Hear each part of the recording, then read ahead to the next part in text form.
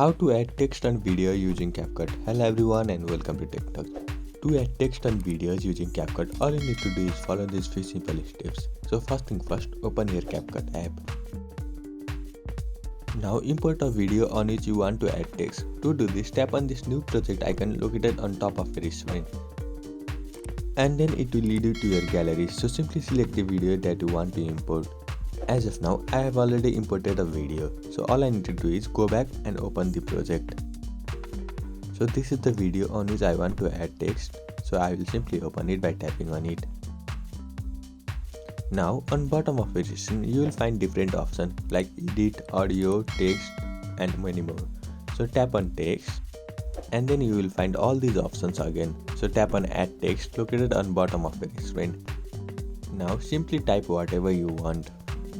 So after typing, tap on this tick mark icon located on right hand side of your screen. Now after adding, you can edit your text. You can move your text to wherever you want by simply holding on it and dragging it. Now to adjust font and its color, tap on this style icon located on bottom of your screen. So here you will find different fonts. So select the font that suits you. Likewise, you can find different options like styles, effects, animations, etc. So simply select all of them and adjust accordingly.